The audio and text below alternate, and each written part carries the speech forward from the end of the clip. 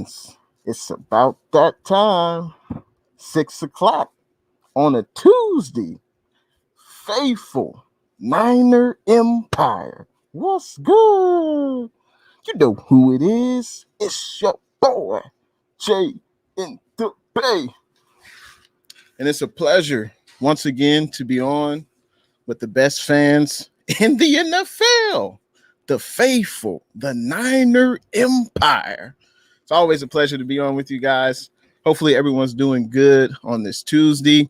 As you guys saw from the thumbnail, I do have a special guest on with me today. It's always a pleasure to speak about the red and gold with a fan, with a writer. Always a pleasure. But of course, you guys know this show is nothing without the fans, without the people in the comment section. So we're definitely going to say what's up to them first. Let's start off with the first comment of the day. It's Golden Grizz. What's good? Thanks for coming into the stream, man. How you doing today? Let's see. We also have CG Ruthless Sports. What's good? How you doing on this Tuesday, man? We also have Jay, of course, is in the building. What's good? Thanks for coming through to the stream. We also have the Sports Blitz. What's good? I appreciate everyone coming through, coming to hang out. Of course, we have Tommy Huxley. What's good? Appreciate you coming through to the stream. Now, our special guest today is Mr. Ben Meyerson. He is a writer for All 49ers SI. He also is the CEO of Shanalytics, and it's a pleasure to bring him on to the Jay in the Bay show today. And Ben, how are you doing, man? Man, I'm doing excellent. Thank you for having me on tonight, man. You messaged me. I think the other day on Twitter. I keep seeing all your comments you leave on my YouTube videos. So I had to come on, man. And then I started checking out your channel. I got even more pumped up. That intro got me fired up today. I see everyone in the comments. I see the FSU comments. Even shout out FSU. Yeah, I'm a student there for anyone who doesn't know, but. No, thanks for having me on, Jay. I really appreciate it. We got a lot of cool things to talk about tonight. I'm really excited. I told you I'm pretty fired up. So, hey, I'm ready to get into things. But, hey, real quick, check out my YouTube channel, Ben Meyerson. That's the only thing I'm going to plug right now because I did a show with Eric Crocker earlier, who's the man. And after we end this, you guys should go check that out immediately. He's awesome. He's so knowledgeable about football. He's a great guy, and I had a great time talking to him. And you can look forward to a lot of 49ers content from me in the future. So check that out, everyone. Absolutely. Make sure you check out Ben Meyerson's YouTube channel. He also has a Twitter account as well, by Ben Meyerson. And also shout out to Swan Song. This is the first time I've seen you in the stream. He says he's a first-time listener. Well, I got to give you the Jay in the Bay salute of what's good. He says he got the 411 from Ben Meyerson, and I appreciate you coming through, Swan Song. And shout out to everyone watching on that good old Spotlight Sports Network. I appreciate if you guys hit that like button, and also everyone watching on Jay in the Bay. And let's get started with let's take everyone back to the 49ers regular season 2020. Clearly, it was a disappointing year. And what were your thoughts after the last game of that season? After the last game of that season, I think some of my initial thoughts were, where's this team going? I think after we lost the Super Bowl, and Jay, I got to admit, even though I'm a 49ers fan, I would say there are other teams I might be a bigger fan of, but if I'm being honest, I've never been crushed by anything more than watching that Super Bowl, man. That was so tough to watch. So coming off of that, seeing the team have this whole revenge tour attitude where, we're just going to plug in our left tackle. We're just going to plug in our wide receiver that isn't there anymore. We'll fill those spots and, hey, we'll go right back to the Super Bowl. Easy as that, right?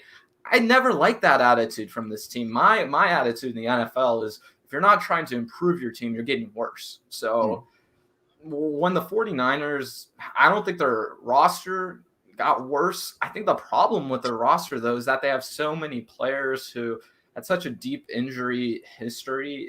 It seemed like they were betting on the fact that they wouldn't get injured rather than getting players who they know they could depend on.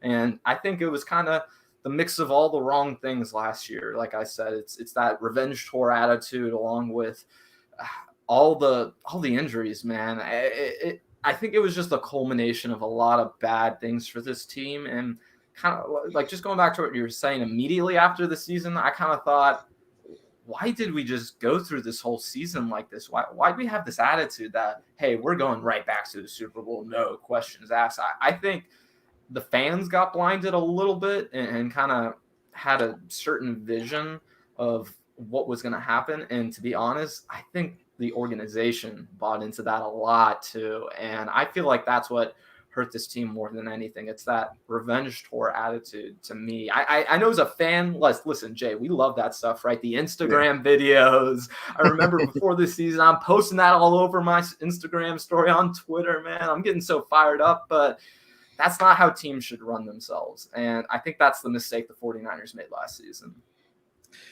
You brought up some great points, and ever since Harbaugh, mutually parted ways with the team, the team has been in a complete disarray. Yeah. And when Shanahan and Lynch were brought on, we had a down 2017, a down 2018, and 2019.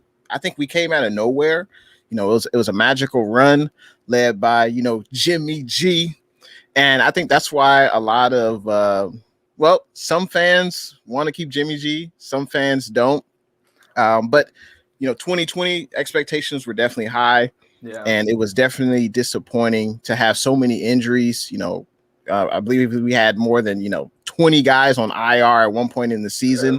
We broke a bunch of NFL records last season. Yeah. I remember. I know you can see exactly what I'm talking about, where it's that, I think it was that graphic on Twitter that went around that was like 40% of the 49ers cap was spent at some point in the season on players who were all injured. Like, that's crazy, man. You don't ever see stuff like that.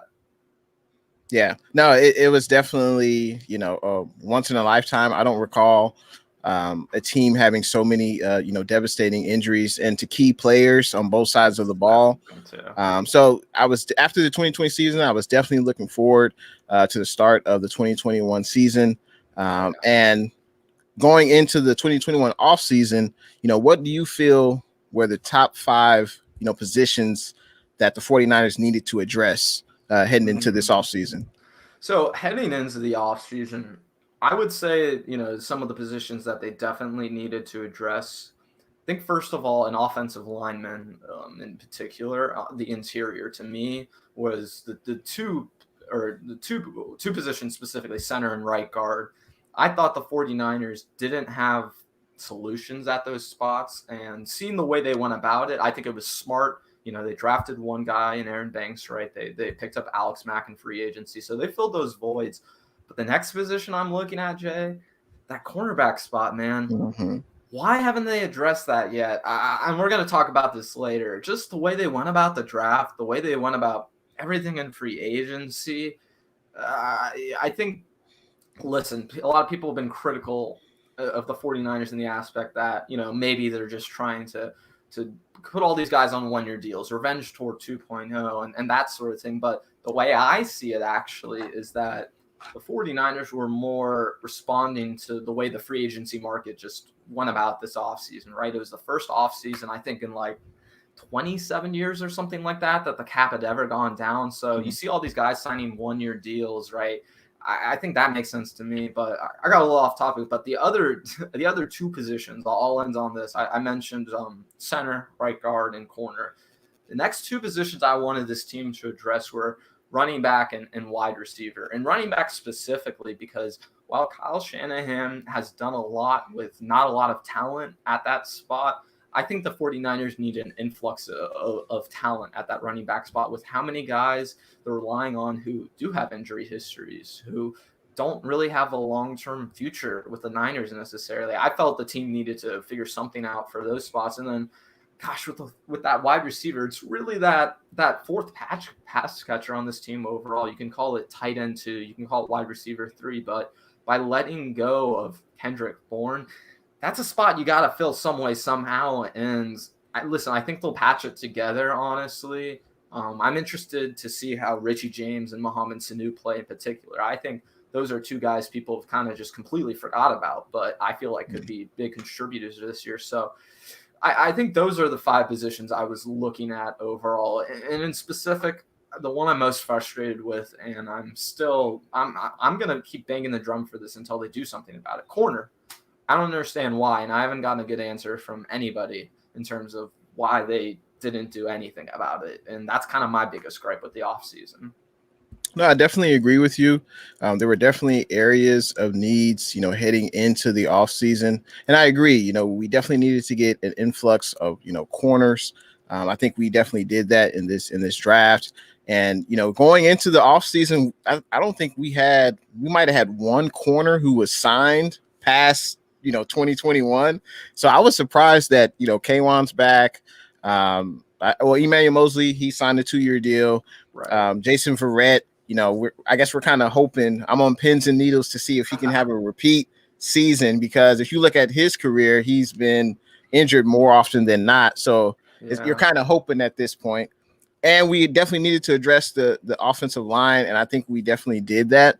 But yeah, there were definitely some needs heading into the offseason. But I think, just short answer, I think I think Lynch did a pretty good job in addressing the needs in the draft. Got the running backs, got the offensive linemen, got the corners, and in free agency, we brought back some of our veterans. And speaking of veterans, we have to talk about the biggest name on the 49ers, and that of course is Jimmy G. That's my quarterback. Why do you feel Jimmy G is still on the roster? I think if I'm trying to get into the mind of the 49ers, I think there's 2 reasons he's on the roster right now specifically. I think for one, there's a group of people like me who really want Trey Lance to play as early as possible. They want him to start early on in his career. But the thing with that is you can't really do that on a contending team by just inserting that guy in there. I think you have to win the job the right way. And to me, I feel like that's the primary reason Jimmy Garoppolo is still on the 49ers roster, is because if the team had, signed Andy Dalton or whoever in the offseason and said, hey, we have a veteran starting, we'll have Trey catch up to speed, and whenever he can, he'll start. To me, that would put much more pressure on Trey Lance than already having a guy like Jimmy G in place who is successful with the team, who has won with the team, who the players really believe in, and who at least maybe part of the coaching staff believes in. So I just think you can't pick up a guy like Trey Lance and then just hand the keys over to him on a team like this. So I just think with Jimmy, it's like, man, like you can't, even if they wanted Trey to be the starter week 1, you couldn't just cut bait with Jimmy right away, man. That just wouldn't be the right way to do things. So I think that's a huge reason why. And part of the other part of it, I think, for me, is that I don't think Jimmy has much, if any, trade value right now. I know we're going to be talking about this next, but if you look at Jimmy's contract, it's like $52 million over the next 2 seasons. He's the 5th highest cap hit in the league this year. I don't, to me, there are a lot of people who have this idea that even if Trey does start, that, hey, we'll figure out how to trade like a 2nd, 3rd, 4th round pick for Jimmy, something like that, right? But I don't think NFL teams are as dumb as people think they are. I think that they see it similarly to how some 49ers fans see it, which is that the 49ers could just straight up cut Jimmy. And that wouldn't actually be as bad of an option as some people might think at first. But so I guess it's a long-winded way of saying Trey has to win over the job from Jimmy. And listen, I think if the 49ers had been offered a 1st-round pick at some point in this offseason, they may have already taken it for Jimmy. But I don't think they're getting those kinds of offers. And frankly, I don't even think they're getting anything close to those kinds of offers. So those are the 2 reasons to me why Jimmy's on the team right now. I totally agree with your thoughts. There's been a lot of chatter, a lot of noise on social media. And I like how you put it. Trey Lance can't be handed the keys to a contending team. Right. This isn't the New York Giants with the rebuilding franchises. This isn't the Jacksonville Jaguars. This is a contending team, and you rarely see a rookie quarterback come in, start from day one, and a team is successful. I know Ben Roethlisberger, it seems like that was so long ago when that happened. Yeah. But most of the time when you have a veteran quarterback, and I like how you put it, you said, let Trey Lance win the starting job. What a concept, right? Let's actually let Trey Lance earn the job and not just hand it to him when you don't have to, because you have Jimmy G. And Jay, I think specifically, I want to zone in on this. To me, it's not about if Trey is going to beat out Jimmy. To me, that's not what it's about at all. It's whenever Trey Lance is ready, he's going to play. I don't think it's dependent on Jimmy Garoppolo in any way. So let's say the season starts and Jimmy G is the starter, let's just say. And this 49ers start off, let's say the first 6 games before their bye week. Let's say they're 4-2. There's a bye week. The next game, I believe, is Sunday Night Football prime time against the Indianapolis Colts. DeForest Buckner's coming back to Santa Clara. You would want, if the team is winning, you would put Trey in and bench Jimmy if the team is winning and Jimmy is playing well. Listen, I'm going to stick pat with this. Whenever Trey is ready, he plays. No, I mean, seriously. So if he's ready during the bye week, do it. I guess I'm not as much worried about this team this year. And I don't want to say it in the way that, hey, the 49ers should just punt on 2021. That's not what I'm saying to everybody. I think my whole reasoning behind getting Trey Lance that experience early on is he is the future of this franchise. And to prepare him to be successful in the future, he needs to get as many reps as possible. The kid just hasn't played a lot of football. So I just want him playing as early on as possible. If that's during the bye week and then, hey, they got to play the Colts afterwards on a primetime game, I guess that's how it's going to go down. But to me, like I said earlier, it's not about Jimmy at all. In fact, I think the only way it is about Jimmy is if Jimmy gets hurt, right? I mean, really, to me. So I just think for Trey Lance, whenever the coaching staff and the players around him and the organization believes that he's ready to start, then yeah, he should start. And Swan Song just mentioned this in the comments. It's about Trey. It's not about anyone else. Great points. And if Trey is ready, and Jimmy is still playing well, Trey should start.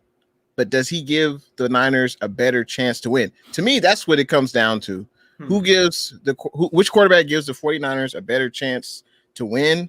Whether that's Trey or whether that's Jimmy, I think we'll see that in the preseason. And there's no doubt, Trey is looking good in shorts, no defense. He's slinging that rock, you know what I'm saying, in the park to receivers. And that looks good. And that's great. But what is he going to do when Aaron Donald is rushing him, when Chandler Jones is rushing him? He has to read the defenses. There is a difference between college and the pro. I mean, we know that. There's a difference. And I guess I've just seen Jimmy play. Right. Maybe not. He's not a Pro Bowl player. He's not a great player. We know that. But I've seen him do it. And he's already on the roster. It makes no sense to cut him now. Who are you gonna trade for now? Like, it makes no sense. So if someone would have said in February, Jay in the Bay, you cut Jimmy, you're gonna draft a quarterback and allow them to start, or you bring in Andy Dalton, they compete, whatever, I would agree with that. But since Jimmy's still on the roster, I feel like if the team is successful, Jimmy's playing well, he's healthy, it makes no sense to bring in Trey. But I think we'll just have to agree to disagree on that. Yeah, that's kind of where I differ, because I think, to me, that's the main thing here is let alone whether or not Lance is ready. I don't know how big the difference right now between Jimmy Garoppolo and Trey Lance is. And to me, it's not that Trey Lance is going to dice teams up passing, or that he's going to be a drop back guy and do all this stuff. In fact, I think they're actually going to run the ball more when Trey Lance is the starting quarterback. And I think that makes life a lot easier for everyone on this offense. I think it makes life a lot easier for the quarterback running the offense when you have that running aspect. So to me, Jimmy Garoppolo has to be so far and well above Trey Lance that it's not even a question for him to start, because listen, even if it's close, it's so tough because Trey Lance offers so much with his athletic ability and how much he can open up the 49ers offense. And if I can, Jay, let me just give you the pitch on why the team should cut Jimmy Garoppolo before week 1. And I'm not saying 100% they should do it, but here's the pitch. Is that, and you brought this up, who would they trade for, right? They would create essentially $40 million in free cap space because they have like 10 right now, and then Jimmy would give them about 26, 27 extra. So it's 36, 37 altogether. The thing with that is, if the 49ers don't spend that money on anybody at all, right, if they just leave the roster as is and cut Jimmy and Trey Lance as the starter, at the end of the season, they can go to the NFL and say, we didn't spend this $37 million, and they can actually roll it over to next season's salary cap and add it on top of what the NFL salary cap is. So let's say around the league, the number is $210 million. The 49ers would then get 245 in cap space. And then when you start talking about the 49ers problems and free agency, right, the fact that there is that California tax, having that extra money makes life a lot easier for the 49ers. So to me, if you are cutting Jimmy Garoppolo, it is because you believe in Trey Lance so much and because you want to build that contender around him. Because I think if they do this the right way, they could build a much better team than they had in 2019 around Trey. And that's just my pitch. No, that's a great pitch. And I feel we are a contending team, and if we weren't a contending team, we were rebuilding, then yeah, go ahead, put Trey in, fair. And because we wouldn't have a quarterback who makes $26 million if we were a rebuilding team. It just wouldn't happen that way. But I just want to see Trey play well against a defense, not just throwing against air. So that's why I don't know about you. I hear you on that. Yeah. I hear you on that. I guess my one thing is, and I think where the shift is going to happen, because I know I'm on top of this, Jesse Naylor's on top of this. There are some people who are in this Trey Lance camp.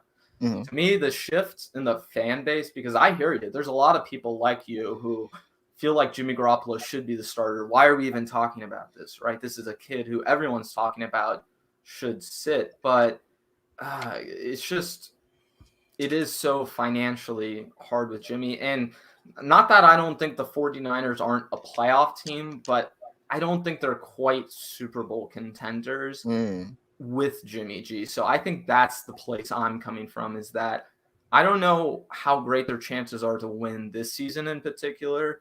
So then because of that, I kind of just, I want to get the kid in as early as possible. And not just because, you want to get rid of Jimmy or anything like that. I think part of it also is if with the 49ers, with Trey Lance, if they're going to win a Super Bowl, it's going to be with him, in my opinion. It's not going to be with Jimmy Garoppolo. It's just not going to happen. So when I'm looking at it that way, and the way Trey Lance's contract is set up, the 49ers, when he's the most cheap and when they'll have the best chance to win, is in years 2 through 4 for him. So if the 49ers can capitalize on that window, to me, that's the really smart way to go about the whole rookie contract, because everyone talks about how valuable it is, Jay, but not everyone takes full advantage of it. If you look at what the Kansas City Chiefs did in particular, they took full advantage of the Patrick Mahomes situation. They loaded up that roster, and that's kind of the similar thing that I'm talking about, right? It is just completely loading that roster to the point where they're so much better than 2019. Trey Lance could be worse than Jimmy Garoppolo, and they could still get as far, or if not very close. No, that's a very very interesting point. I didn't think about it in that terms of you value. Let me know if I get this right or wrong. You value Trey Lance playing as many important snaps as he can over the possibility of Jimmy G. Maybe he wins 1 or 2 more games because you don't feel like we are a Super Bowl contender. Exactly. I totally respect your opinion. I don't know if we're a Super Bowl contender, but I think if we run it back with Jimmy, and I feel like anything is possible. I know this division is one of the toughest divisions in the NFC West or in the NFL in general. But I definitely understand where you're coming from in that aspect, and I can't wait to see it play out in the preseason. I can't wait to see it because it's this is Well, and like people are putting this in the comments. I just got to make sure I address this with Jimmy. Yeah.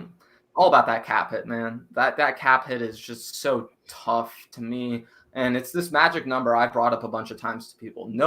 Nobody's ever won with the quarterback making more than or any single player making 13% or more of the salary cap. And in fact, the only two times it's really ever happened were with Steve Young and Tom Brady last year. And if you look at Jimmy right now, he's 13.5% of the salary cap. So I guess what I'm saying is I'm just not betting that Jimmy is going to beat the odds. And then, people bring up 2019 a lot. The biggest difference between 2019 and every other season with Jimmy Garoppolo, his cap hit was 8% of the 49ers salary cap. Every other year in that contract, it's 12% or higher. So to me, they maximized what they got out of Jimmy Garoppolo. They did as good as they could have done. And they just, you got to rip the Band-Aid off at some point. That's my thing, man.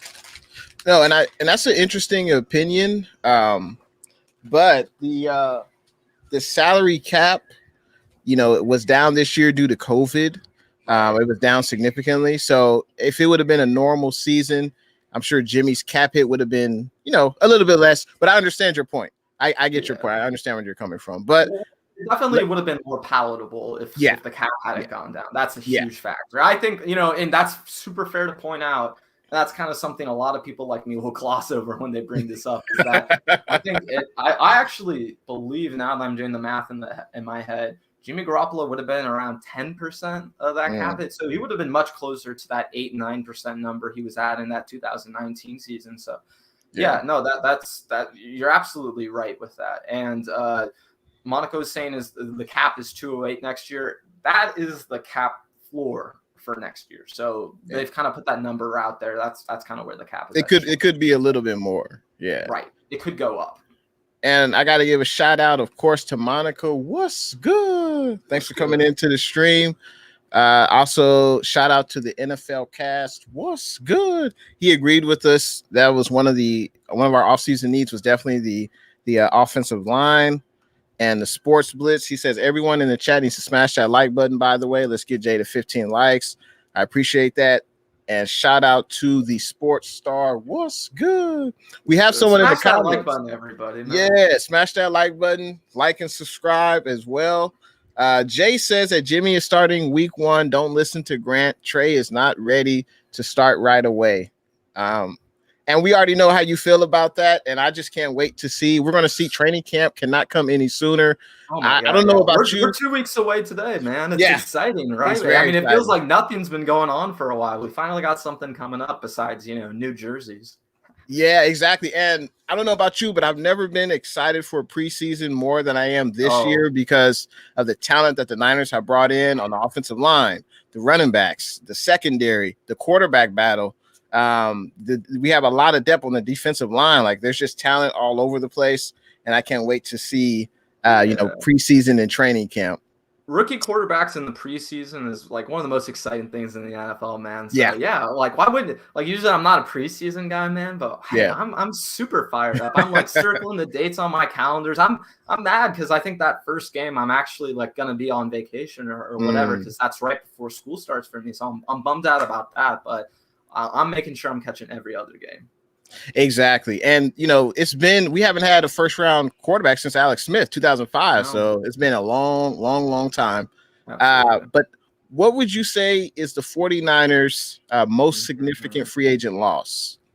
To me, I kind of went between a few guys at first, but the more I thought about it, has to be Kendrick Bourne. It just has to be Kendrick Bourne. If you look at his numbers last season, he had 74 targets. I think that was like second or third most on the team or something like that. So he was the most dependable wide receiver on the 49ers roster. And so, I think Ayuk is absolutely going to be wide receiver 1 this year. I don't even think that's a question, actually. Yeah. I don't question that at all. But But with the Kendrick Bourne issue, to me, he was their red zone guy. He was their first down guy. He was their possession receiver. It would be different if the 49ers had someone to replace that role or someone who could do some of those sorts of things. But gosh, Jay, I just don't feel like they have anybody on the roster right now who can quite do what Kendrick Bourne was doing. Excellent point. For people that have been watching me for a while, I've been saying, every time there's a wide receiver that comes available, Julio Jones, Odell Beckham, I don't care. I was happy when we signed, what's his name? Forgot his name, but we cut him like 3 days later. Oh my God, Marquise Lee. I was just happy that we were bringing on more talent because after Deebo Samuel, tuck your chain, after George Kittle, after the Ayuk show, Brandon Ayuk, there is no other established playmaker. There's Juwan Jennings. He's been hurt. Jalen Hurd. He's been hurt. Richie James has been out there, but he just hasn't flashed for me. He hasn't. Well, and Kyle doesn't believe in him fully. Right. I mean, seriously, right. I think he should be wide receiver 3, Jay. Yeah. I think a lot of people would agree with that. Hey, why isn't Richie James our wide receiver 3? Well, it's because Kyle doesn't believe in him, and they need a slot receiver more than they need an outside receiver, and I guess that dictates everything. Right. And why is Richie still on the team? If Shanahan doesn't believe in him, that's interesting. Why isn't he on the team? Why is he still on the team? And since Kendrick Bourne, we pretty much knew Kendrick Bourne was not going to be re-signed by the Niners. I'm happy that Kendrick Bourne got his money. He's with the New England Patriots. Bag, Exactly. Because you NFL players have a short shelf life. But why didn't the Niners address that in the draft? Why didn't they we'll get into this later and the whole draft in general, man. But I felt like they could have, and you know what, they didn't. And I think they'll be okay in the sense that they're not going to throw the ball a ton, anyways. If you look at the way they designed their team, especially those next 2 draft picks after Trey Lance, they're going to be a physical running the ball team, even more so than the last few years. So. On the one hand, I think we're right to question this, that, hey, where are all these targets going to go? Who's going to catch all these balls? But at the same time, I mean, they're going to be moving more towards that running offense. They're not going to throw the ball as much as they did in 2020. Yeah, it definitely seems like the Niners are content with the wide receivers currently in the room. It definitely seems like they don't want to spend draft capital to trade for a receiver like N'Keal Harry from the New England Patriots. If we could get a day 3 draft pick for him, I say, why not? Why not go for it? Because I've been saying that all. And the thing is, Jay, too, is the Patriots might cut him. So if the 49ers offer them a conditional 7th round draft pick where they say, hey, he has to make the team in order for you to get that pick, why haven't they done that yet? That seems easy to me. Right. I think they are content with replacing Kendrick Bourne's, his productivity last year with a combination of these 3, Jennings, Hurd, and James. I think they're just hoping that those 3 can put it together and be healthy and contribute. Also, Austin Watkins, undrafted free agent wide receiver, but there is a reason he's undrafted. Exactly. What can we expect from him? Mohamed Sanu, he's been looking good in training and working out, but we'll see what he does when the pads come on. And also Travis Benjamin, but I'm not sure what to expect from he had the COVID opt-out last season, which you can't blame any of these guys for that. It was so crazy last season, everything that was going on, especially like it's easy to look back now, but I remember when all the opt-outs were happening, people didn't even know what the season was going to look like. So can't blame a guy like Travis Benjamin. I feel like Travis Benjamin, though, his potential would more be with the return game, if anything. That's how I see it, at least. Yeah.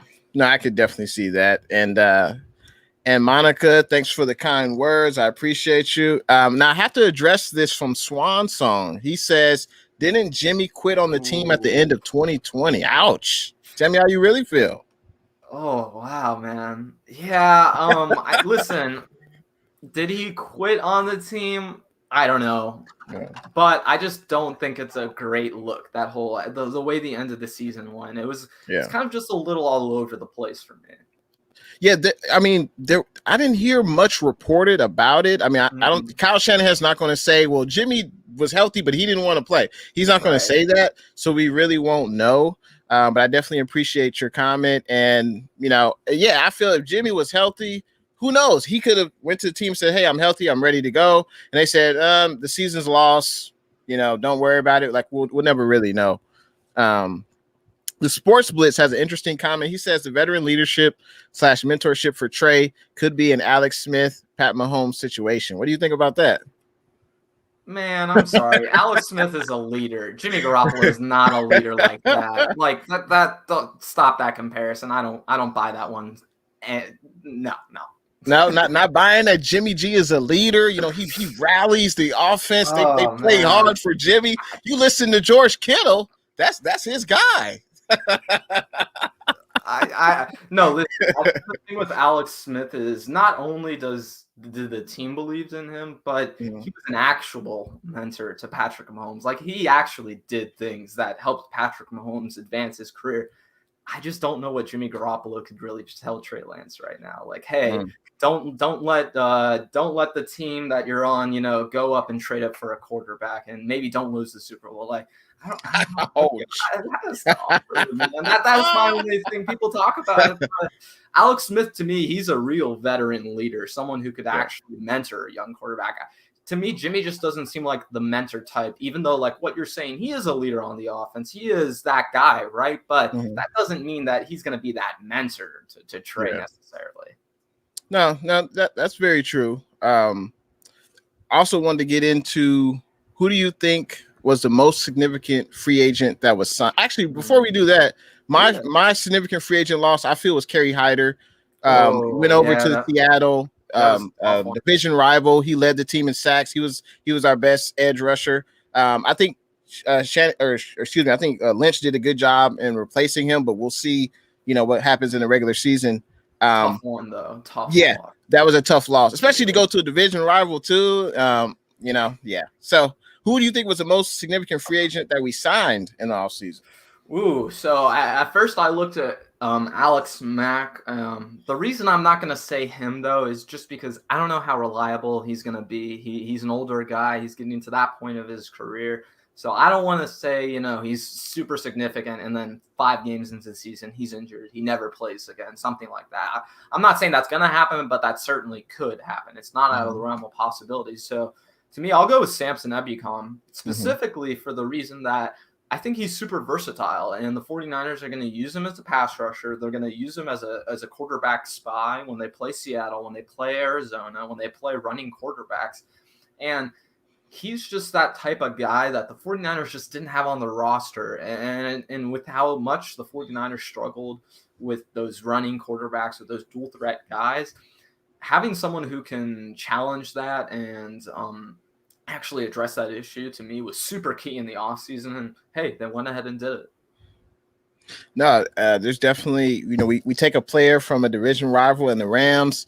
He definitely feels a need because Bosa coming off that torn ACL. Hopefully we ramp him up with his snaps as the season starts. I don't want him playing every down, at the beginning of the season. We need him, I feel, for the back end of the season, but we just don't want to rush him back. Eric Armstead, I don't know how you feel about Armstead, but he's been a disappointment for me so far, and I think he works better inside next to Javon Kinlaw. I agree with that. He works much better next to Kinlaw. What they did to him last season, they were asking him to do too much, man. Yeah. And then D Ford, what do you expect from him? Hopefully he can be a third down, obvious pass rushing situation. That's what you can hope. But that might be a stretch as well. Well, it's like the Jalen Hurd thing, right, man? It's like anything you get out of these guys at this point, it's gravy, right? So, and I think, listen, with the D Ford thing, I just want to mention this really quick. I was going over his contract the other day. I wrote this whole article about the 49ers' worst contracts on the roster. And with D Ford specifically, the 49ers have it set up so that if they did cut him after June 1st, which was about a month ago now, they would have, swallowed the money that they owed him this season, but they would have actually saved money the season after. Now, the way it's set up, if they don't do that, they owe him more money. So to me, if they would have cut bait with him, they would have already done it. So they must believe in him in some way, or have seen something from him to still have him on the roster. Yeah, they must either believe in him or they want to save face, because that's definitely, 2019, he had a good season, but so far it's been a disappointment. Unfortunately, his body, is not working in his favor, Man, and the real issue, and I wrote about this in the article, is, the original, I wrote this specifically this way, the original sin with that is that they gave him $45 million in injury guarantee. Why? That was like half of his contract, man. That was insane. And that's not like a retroactive thing, like, oh, he got hurt. Like D Ford had chronic back and neck injuries going back to college. You gave that guy half of his contract in injury guarantees. Like, come on, man. That was ludicrous. Yeah, it seems like the Niners got bamboozled on that, on that signing. And usually Parag Marate, our cap guru, our cap specialist, usually he does an excellent job, with the way restructuring contracts and things like that. Oh, yeah. And you look at Jimmy G's contract. He doesn't have any guaranteed money left. As you say, the Niners can cut bait. I think they would just owe him like $2 million. It's basically free money at this point. Yeah. So, I mean, I'm not sure why that happened. It could be, I mean, I'm trying to remember. That was D4 was signed in 2018 offseason, I believe. So it was the 18 offseason, going into 19. Into 19. So they traded that second round pick for him when I think there was the rumors that they were trying to trade for Odell. That was the big thing. And then they went and shifted and traded for D Ford, which, and I believe I'm still pissed about the Odell thing, but that's a whole nother talk. I believe what was his name? I'm trying to it was Quan Alexander. I believe he was signed in the same offseason. So it seems like, I know after Harbaugh left, the team seemed like it just needed talent. And it seemed like the Niners kind of had to overpay for that talent. You look at Jet McKinnon. You look at even Kyle Juszczyk. No doubt, Kyle Juszczyk, he's earned every penny he's got, but he's the highest paid fullback for him. Yeah, they paid big bucks for him. So the Niners had to kind of overpay to bring in more talent. They franchise tagged their kicker, man. Like, oh my God! Don't even. This is a fun stat. Everyone, if you're watching right now, go look up Robbie Gould's contract. He's an $8 million dead cap hit this season. Wow, that's incredible. It's $5 million next season too. Like, it's not like they spread the money or something. Right. They're just idiotic with. God, oh man. I definitely don't understand that, especially this. I mean, Robbie Gould, he's not automatic like he used to. He's not automatic, but the salary cap, to me, it's funny money. They can always restructure a contract. They can always push money down. But yeah, so that's interesting. But my whole point with the Robbie Gould thing is like, dude, unless you have Justin Tucker, there's no reason to be paying your kicker like that. Seriously, there just isn't. There's no reason. Yeah, because we were really desperate because I think Robbie Gould was going to hold out. Or do you remember that? Like, our kicker was going to hold out. What are you talking about? Oh my God. Oh my God. I've never heard of a kicker holding out. I have never heard of You know why, Jay? It's because you can go up and pick kickers off the street, and the difference between the 15th best kicker in the NFL and the 35th best kicker in the NFL isn't that big of a difference, right? So it's such a replaceable position. So to have the attitude of like, oh, we got to go get our kicker. Yeah. Come on, man. Like, unless you have Justin Tucker or young, Sebastian Janikowski or Adam Vinatieri or something, why are you franchise tagging your kicker? I don't understand it. I'm getting frustrated talking about it right now, man. Oh my God. I guess they were like, well, we have this tag, well, we got to use it, so let's just use it on the kicker. Oh my God. Yeah, I don't understand that at all. But hey, if he, as long as he's making his kicks, all will be forgotten. All will be forgotten. What are your thoughts on the 49ers direction in the draft and their draft picks? What'd you think about that? So I didn't have much of a problem with the 49ers draft. I liked the way they went about the draft. I enjoyed the quarterback they took. I think he was the right pick.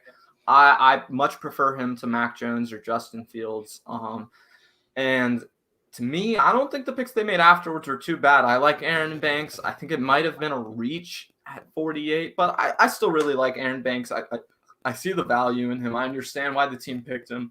I love the Trey Sermon pick at 88. I'm not a big fan of investing a lot in running backs, but if you are going to invest a lot in running backs, getting a guy in the 3rd or 4th round who's like a potential like stud running back, that to me is where you get your value. So I'm glad they did that. And kind of the only issue I have is that they took Ambry Thomas at 102. And let me just put it to you this way. It's not that I'm hating on Ambry Thomas. Listen, I haven't even done the full scouting report on him yet. I'm still kind of diving into that. But if you look at recently how corners have been drafted in the NFL, which corners have succeeded, the top, I think, 10 paid corners in the NFL. I was looking at this with Grant actually live when we were talking about it, how of the top 10 guys, only like 3 of them were not first round picks. Like all 7 of the top 10 paid corners were first round picks. And those 3 guys I'm talking about, Jay, were all second round picks who were picked like within the first 40 picks of the draft. So to me, drafting a corner at that spot and expecting anything out of them is senseless. I don't understand it. Teams haven't proven to do so. If anything, they've proven that it's an anomaly to get one of those guys after pick 50. So if I'm going to change the 49ers draft, I'll stick with Trey Lance at 3, right? But let me just walk everybody through this. They were at pick number 43. They could have They ended up trading back, picking up that pick so that they could go up and trade up for Trey Sermon. So the way I'm going to do things differently is I'm going to pick Asante Samuel at pick 43. I'm an FSU guy. I'm into Asante Samuel Jr. I think he's going to be a stud. To me, he was that last corner of that tier of the top corners, and the drop off afterwards to me was huge. So I would go with him there instead of a guy like Aaron Banks, who I feel like was the first, wave of guards where so if we're changing it, right, pick Asante Samuel at 43. I'm still going to trade up to that 88 spot. And I'll tell you why. It's because there's 2 positions I want to still address. I still want to address offensive linemen, and I still do want to address running back. So I'm not really even changing the positions the 49ers picked, but they could have done this much better. Because if you look, they could have selected Quinn Miners with that 88th overall pick, the center, I believe, out of Wisconsin Whitewater, who eventually got drafted by the Broncos, the D3 kid, the kid who was flipping over those tires and those barrels in his backyard. He's a stud to me. So you go Asante Samuel, you get Quinn Miners, there's your interior offensive lineman. And then guess what? If Trey Sermon's there at pick 102, pick him up.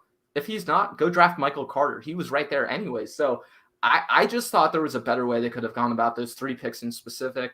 Like I said, you can't get away with drafting a cornerback that late in the draft and expecting a lot out of them, especially recently. So that's just kind of the attitude I have with this whole draft. Like I said, I'm not mad at it. I'm pretty happy overall. But if I could go back in time and change things as we're doing them, I would specifically change that. Yeah, I was definitely surprised that we didn't address the wide receiver position in the draft. But I think it kind of it signaled to me that the Niners want to get back to that ground and pound run attack. That's why we got Banks, got 2 running backs, Sermon and Mitchell later. So that's what it signified to me. But yeah, I definitely wish we would have gotten a wide receiver, and we definitely got 2 corners in the draft. We definitely needed that because basically every corner besides the rookies are on 1-year deals besides Emmanuel Mosley. Yeah. So those the only guys in our starting secondary who are on this team next year are Jimmy Ward and Emmanuel Mosley. Yep. Yeah. Everyone else is on a 1-year deal. So those 2 rookie corners and also the safety Hufanga out of USC, they could potentially be playing, I like Hufanga more than actually the corners. Now, like I said, I'm still getting into Ambry Thomas, but to me, he's the kind of guy who was injured all the time, right? He was a big playmaker. He's someone who, if I think was asked to this rookie season, I think he could come in and fill a position, whereas I just don't know if I have those confidence in 2 rookie corners. I struggle with that a little bit. It's great that they'll basically be an understudy. They'll be an understudy to Jason Verrett, Emmanuel Mosley, K'Wan Williams. So they won't be pushed into action right away. Because it's funny, the 49ers have not had success drafting corners, especially in the first round. Like I remember Mike Rumph. He was a guy I remember. I remember Shante Spencer. But yeah, it's funny. With corner and wide receiver, the 49ers have not had much success over the last 2 decades. Like before Ayuk and Debo, there was Crabtree, and that was pretty much it, like I mean, even looking at Shanahan, who's supposed to be the wide receiver guy, I mean, he picked Dante Pettis, Jalen Hurd, and Trent Taylor, man. Yeah. Well, and if we're talking about wide receivers that maybe they should have gone after, I'll give you 2 names just to bounce off you. Is Terrence Marshall Jr. Terrence Marshall is a freaking baller. He's basically Kendrick Bourne and more. So if he was available in that 2nd to 3rd round and he was at the right spot for the 49ers, hell yeah, they should have picked him up. The other guy who I really loved coming out of the draft, who I think was my draft crush, and I was really bummed that the 49ers didn't get to pick him, was Diami Brown out of UNC. I mean, a deep threat. This guy was just a certified baller. Every time he got the ball in his hands, he was doing something. I think he was averaging like 20 yards per reception or something. And he kind of had that DK Metcalf thing, where it's like, oh, people only saw him run so many routes, so there's no way he could do the rest of that stuff. It's like, nah, man, if look at what the team is asking him to do and understand the role he's working within. And then when you understand that a little better, it's way easier to see which guys are going to be more successful in the league. Yeah, no doubt. And I have to address Swan Song in the comments. He's definitely pulling for Trey Lance. I definitely respect your comments and I appreciate your contributions to the show. But I think there's a section of Niner fans who saw it's like 50-50 right now. Yeah, man. It really is. I mean, I put a poll out on Twitter last Friday. Who's going to start week 1? It was literally 51-49. Yeah. So. Because we've seen what Jimmy has done. We feel like he can replicate that. And we just don't know. Trey Lance is the unknown. We have no idea what he can do. But you guys' point of view is there's not that much of a drop off, right? There's not that much of a drop off, and it's more important for Trey Lance to get the important snaps in his rookie season than basically Jimmy to play his last year in the city and then get traded.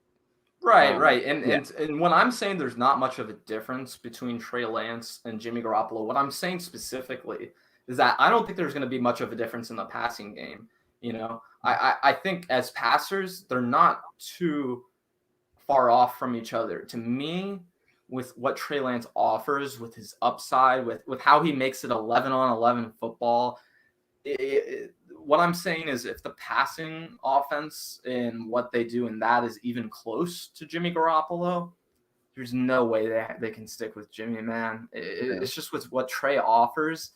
I think it's kind of like Kyle being a kid in the candy store, right? He can do whatever he wants with that offense. I think the 49ers would, honestly, I think they can and will build the best rushing offense in the NFL ever with Trey Lance. I think it'll be better than what Lamar Jackson did with the Ravens eventually.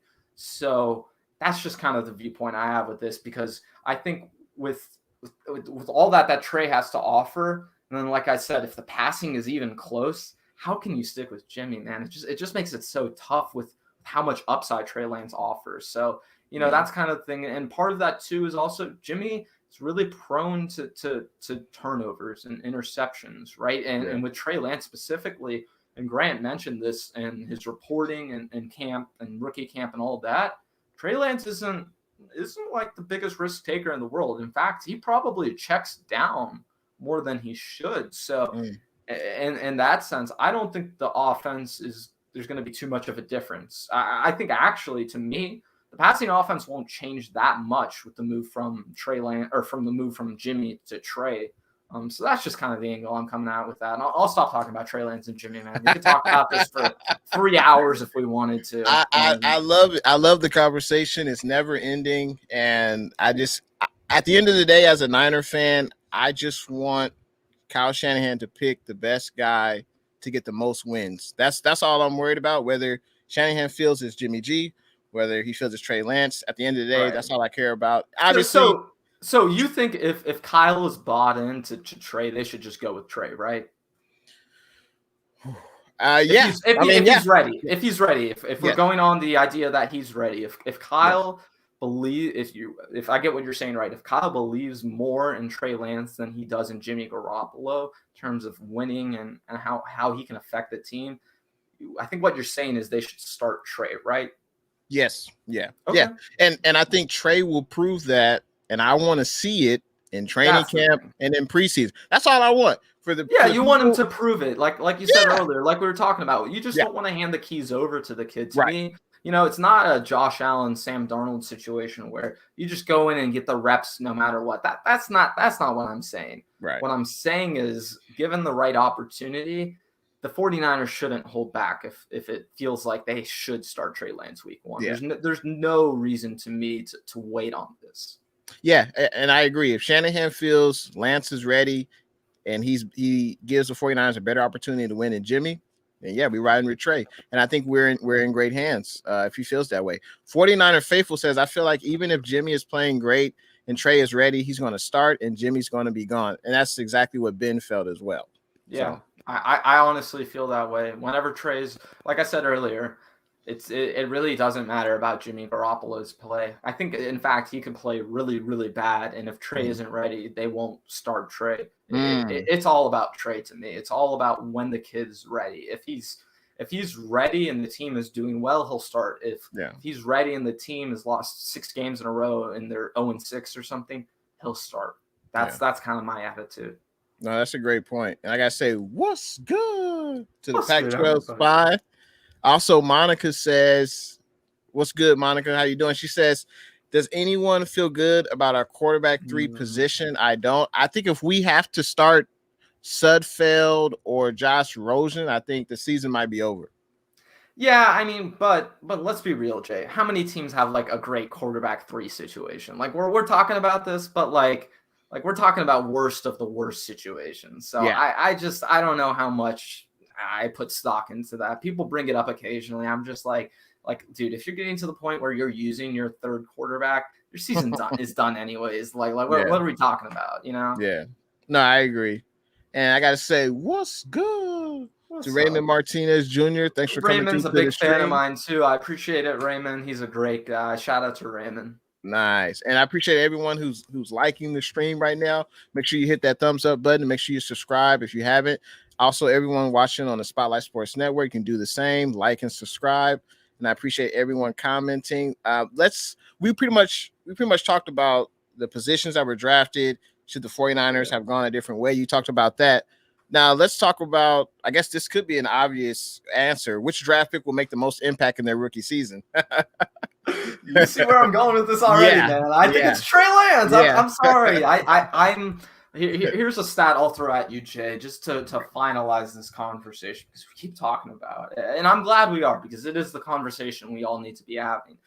If you look since 2011, when they implemented the rookie wage scale, right? That's when quarterbacks became super cheap. It's when everything changed. In fact, if you look, Sam Bradford, right? Yeah. He was the last number 1 quarterback taken without the rookie wage scale. He signed like a 6-year, $76 million deal, Jay. If you look at Joe Burrow, he signed a 4-year, $36 million deal. So the difference is vast between the two. It's night and day, actually. So if you look since 2011, like I was saying, at quarterbacks selected in the first 3 picks of the draft, and I went through all of them. I looked at them all. Every single one of those guys has started at some point in the rookie season. In fact, only 4 of those guys didn't start week 1, and I think only like 1 of them played less than 12 games. So it would actually be unprecedented for the 49ers to not play Trey Lance. So that's kind of where I'm getting to with this, is when you spend so much draft capital on Trey Lance, when you invest in him so much, you need him to be successful, and you need to take advantage of that as soon as possible. The point with the Jimmy Trey thing that, I think people won't argue, it kind of is a moot point at this point, is that Trey Lance is a third of the cost of Jimmy Garoppolo. So it's not, on the one hand, you're right. The play level does matter, but it's all relative, right? We're operating within the salary cap. So someone said, please don't talk about Sam Bradford. That's funny, man. No, I guess, no, it's just, with Trey, it would be, like I said, it would be unprecedented for the 49ers to just not play him at all. And to me, if they were just content, Jay, with Jimmy Garoppolo's play level outside of the injury, I had this whole conversation with someone on a stream, I think last week, which was that if Jimmy wasn't hurt at all, would the 49ers even be looking for another quarterback? I think they still would have looked after a quarterback, even if it was like just an injury thing in their minds. If he was fully healthy, if they knew he was going to play all 16 games for the rest of his contract, for the rest of his career, if that was their attitude, to me, they would have stuck at 12 and taken Mac Jones, because he is Jimmy Garoppolo 2.0, right? And he is the healthy version of Jimmy. But the 49ers didn't do that. They they went all in. They gave up all their capital. They gave up every valuable thing they had to say we have to win this quarterback. And to me, I think you create a Super Bowl window by drafting Trey Lance, because he is so cheap and because you are paying him so little money. So, you just, in my mind, with how much you're paying Jimmy, like I said over and over, it just makes it so tough to justify Jimmy Garoppolo starting over Trey for a significant amount of time. No, great points. And as you mentioned, the 49ers, they pushed all the chips to the table. And unfortunately, it's basically due to Jimmy G's inability to stay healthy. That's a major part. And I think when you look at the division, you got Russell Wilson, you got Kyler, you got Matt Stafford, then you have Jimmy G. Well, Trey Lance probably will be much better and, make your team much better in the future. But shout out to the Niner Game podcast. What's good? He says Parag Marate, our cap guru, always backloads his contract, and there's usually an out after the first 2 years. No, he's definitely on point with that. I mean, look at the Jimmy one specifically. I mean, if you look at what the Rams had to do with Jared Goff, they literally had to eat money to get rid of Jared Goff. In fact, if you look, the Rams this season are paying 24% of their cap to have Goff and Stafford on the team. So, yeah, man, it's definitely great points. Shout out to Damian Lee. What's good? He says it's funny. People like the shiny new car when healthy. Jimmy G is a winner. But that's the thing, man. Listen, here, let me walk you through this, Jay, because I know you are a Jimmy Garoppolo guy. You've been very positive with him. To me, the worst case scenario for the season is not that the 49ers lose how many ever games or record or whatever or anything like that. To me, worst case scenario is that 49ers decide Trey Lance isn't ready. They want to start Jimmy Garoppolo. Jimmy Garoppolo gets hurt week 3. What do they do? I mean, really, that is the most dire of dire scenarios. And then, listen, that's $27 million on your bench that you can't spend at all. And when I talked about the whole rollover cap thing, the 49ers potentially doing that, you just completely cripple yourself financially if Jimmy Garoppolo gets hurt and you want to start him. I really do worry about that whole scenario going down. That's really scary to me. No, I definitely agree. First, got to give a shout out to Niner Sickness. What's good? He says, hello, faithful. But going back to that question about which draft pick will make the most impact, I would say it's Trey Sermon. I think the Niners and Kyle Shanahan, he doesn't like to use a bell cow back. We don't have a Derrick Henry on this team. He likes to use multiple backs. And especially with Jeff Wilson Jr. being injured, he won't be back till November, December. I think we'll see a 3-headed monster of, Mostert, Sermon, Wayne Gallman. And then, of course, you got, Elijah Mitchell. He's a burner. He's a mover and a groover. And, also there's Jermichael Hasty as well. So there's a plethora of options. I love this running back room that they put together, man. The only reaon I wouldn't go after Trey Sermon is because I think that room is so loaded. That's kind of the only part where I would have any pushback. And I will mention with Aaron Banks, if they can get him up to speed with the run protection and doing well in that, this offensive line is going to be elite this season. Yeah. I really think they are. He offers so much in pass protection. And to me, adding that anchor next to Mike McGlinchey and having consistency there, where that's been like one of the most inconsistent parts about this team, that interior offensive line. So by adding Banks, by adding Mack, I think this is going to be the most improved position group on the team overall by far and away. Yeah. Yeah, and that's going to be interesting camp battle. You know, Daniel Brunskill and Aaron Banks. Do you think Banks has the advantage? You think he'll win it?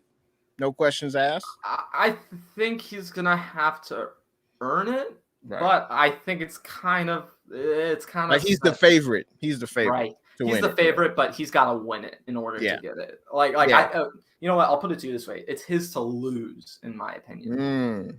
Okay, it's his to lose. Yeah, I mean Brunskill, he's definitely contributed to the team. He's played multiple positions. He's definitely not going to give up that starting position easy. No, but talking about the NFC West, we know that this is the toughest division in the NFL. From a 49er perspective, who do you think is the toughest opponent in the NFC West for the 49ers? Ooh, this is a tough one, honestly. Don't quote me on this, anybody. I might have said something different a month ago, honestly. I think it's the Rams. And it's not because I'm like fully bought into the Rams. It's kind of more because I believe less in the Seahawks and the Cardinals than more people are thinking right now. Specifically with the Cardinals, I want to bring this up. Did they really bring in guys who are going to make big impacts on their team? I mean, listen, I know J.J. Watt. He is who he is. He's going to contribute what he's going to contribute. But, man, is A.J. Green even going to play for this team? I know people love A.J. Green. He's a great guy. He's a cool dude. I really appreciate all the stuff he's done for his community. He's a cool guy in that way. But, man, like, how much can you really expect out of him at this point in his career when he's missed so many games in the last few seasons, when he's struggled so much to stay on the field? So I just don't know how good the Cardinals are going to be. And then with the Seahawks, they'll be above 500, man. But beyond that, I don't see them as super threatening to the 49ers. If anything, I think they may have gotten a little worse because of their corner play specifically.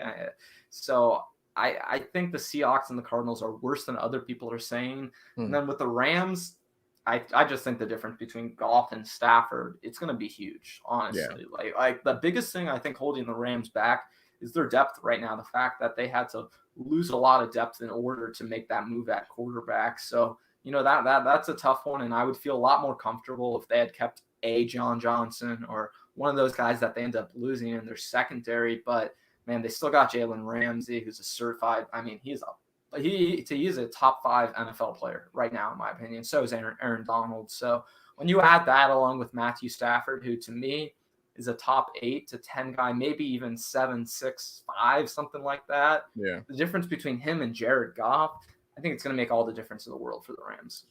Yeah, as you mentioned with the Rams, Aaron Donald, I don't know how you feel about the PFF rankings, but he was ranked the number 1 player in the NFL. And then, of course, you have Jalen Ramsey. Yeah, he's definitely a shutdown corner. I don't advise Jimmy G to throw his way very often. And with the Cardinals, they got A.J. Green. No doubt he's definitely struggled to stay healthy. But with Cincinnati, he was always the number 1 receiver. And with Arizona, he would be the number 2. So he wouldn't be the number 1 corner, most likely won't be matched up on him very frequently. So that could work in his favor. But as you mentioned, what else can he give? What else can he give, Yeah, he's got to stay on the field, too. That's the other thing. I feel like if he plays, he can contribute. But he's just struggled so much to stay healthy recently. Yeah. Now, I didn't even mention this, man. They lost Patrick Peterson. Yeah. I mean, look at their corner room right now. I don't even know who their starting corner is right now, like if I'm being honest. So I think the Cardinals aren't as good as people are talking about them to be. Yeah, I think the Cardinals secondary, I know they have Budda Baker, who's a pretty good safety. Right. Their corners, I believe, are young, so that's probably the weak point of their defense. But they still have Chandler Jones, and he's I think the only spot where they did really actually get better is that linebacker room. They took Zaven Collins, I believe, in the first round, and I think Isaiah Simmons is going to be a lot better this year. So I feel like that's going to be the huge improvement for them. But beyond that, do you think they really got better, Jay and the Bay? Because I just don't know if they did. They added, I believe they added Rodney Hudson, center, which was kind of an under the radar move. That'll definitely help their offensive line. Yeah, he's a good player. I feel like with Kingsbury, he's yet to get his team to the playoffs. Kyler Murray kind of faded last year. I believe he had the shoulder injury, but they weren't the same Yeah. team the last 8 games of the year. And also When they're in the toughest division. If they were yeah. in the NFC East, they'd probably Oh, be favored to win, like they easily, man. I mean, but even going back to that Kyler Murray point, Yeah. when he wasn't rushing the ball as successfully as he was in the early part of the season, I mean, man, he was a fantasy star. Like in weeks like 1 through 6, 1 through 8. So, I mean, with that, once his rushing fell off, the rest of the team kind of really struggled. And I think that was a huge difference for them. No, I definitely agree with that. But I still feel like it's going to be an interesting, year for the division teams. I feel like, man, with Russell. So do you think it is the Rams as that other best team in the division beyond the 49ers? Because I listen, I think I could be swayed anyway with this sort of thing. I still say Seattle. Russell Wilson has been a thorn in the 49ers side ever since he was drafted. The game is just not over when Russell Wilson is, healthy and at the quarterback position. They have, DK Metcalf, Baldwin, or excuse me, Tyler Lockett. So they have a lot of weapons, and when Chris Carson is healthy, that running game, is one of the tops in the NFL. I would, it's really close. Definitely, there's no doubt. Stafford is an upgrade over Jared Goff. And the Rams have weapons as well. I think they're both going to give us fits. I don't think any team is going to go undefeated, but I would give a slight edge to Seattle, just because of Russell Wilson. I think he's the best quarterback in the division, no doubt. But I would say the Seahawks. So yeah, I hear you on the Seahawks. I do hear you, definitely. Yeah. Now going to the schedule. Who do you think the toughest non-NFC West game will be on this year's schedule? Ooh, so I'm gonna change the rules on the fly. I'm not gonna count the Packers right now, just because of I don't know if you might have heard, they have a quarterback who might be a little unhappy. Maybe you heard about that one. So I'm gonna discount the Packers. I think, God, I have 2 teams listed. I'm going between it in my head right now. I'm going to say it's the Colts. And I was actually going between the Colts and the Titans. I think those are the 2 teams I am looking at on the schedule that I'm particularly scared of. And I think those teams are really even, actually. And I think, if anything, the Titans game is worse because the 49ers have to travel cross country on a Thursday night game. And that just kind of feels like a scheduled loss to me. So I'll go with the Colts because I think they're a better team, but I think the 49ers will probably lose to the Titans just because of the circumstances. Yeah, there's no doubt that Colts game will be tough, but I think it works in the 49ers' favor. They'll be coming off of a bye week against the Colts. That's true. Shanahan and the coaching staff have more time to scout the team, figure out how they can, make that team vulnerable. And then also the players will be refreshed. They'll have a week off.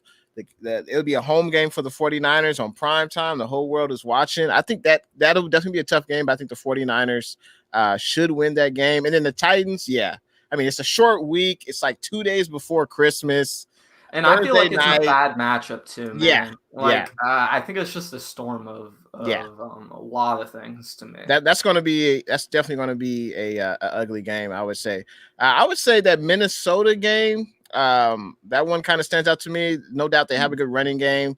They have Captain Kirk. Supposedly that's Kyle Shanahan's favorite son. Quarterback ever. Yeah, exactly, right. It's basically like Kirk Cousins is his son at this point. Right, exactly. Really, exactly. I'm out of hand, man. I know we beat them in the playoffs, but Minnesota has weapons both sides of the ball. Hey, and shout out to fellow FSU guy Dalvin Cook. He's been killing it, man. He's going to continue to kill it. I've always loved Dalvin, so I love seeing him do well. So yeah, it's going to be a tough matchup, definitely, for the 49ers with that running game and with that play action that Kirk offers. It'll be tough, definitely.